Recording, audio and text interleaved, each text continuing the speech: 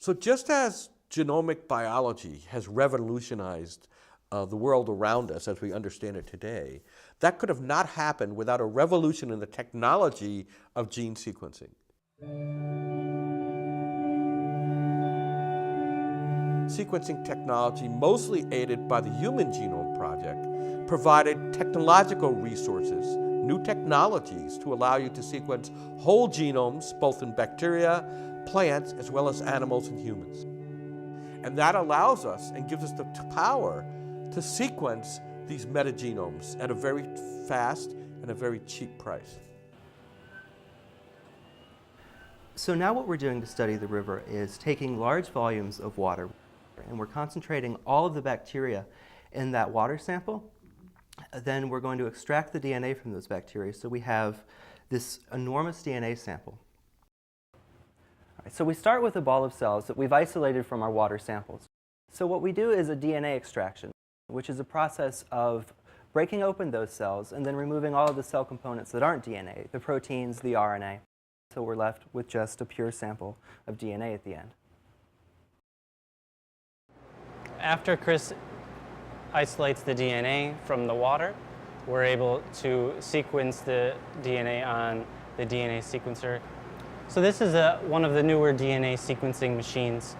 In the last year, it's doubled its ability to sequence DNA quickly and affordably, and it's thanks to these technological advancements that we're able to do all of our DNA sequencing in a short amount of time.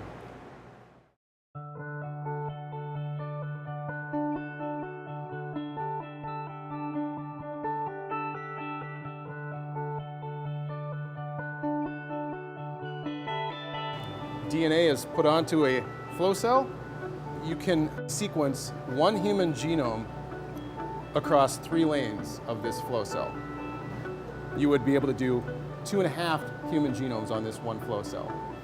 It would take approximately 2.5 weeks to read it, but that is what you could do. This technology allows that to happen. And the flow cell is put into this bay, and the instrument reads and analyzes that DNA as it comes off in real time. That is then turned into data, which we use on the computer, and bioinformatics helps us to piece the DNA together.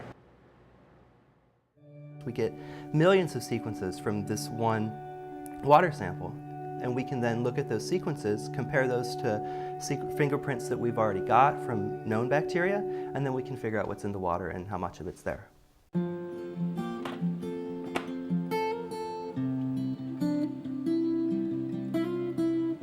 The main thing I love about this science is that everything we discover is new. No one's ever seen some of these things before. So it allows us to ask questions, to have innate discovery that no one else has found before. So I'm really excited about metagenomics, and having kind of a problem and a way to solve those problems with understanding the microbiology of the system really gets me excited and keeps me going.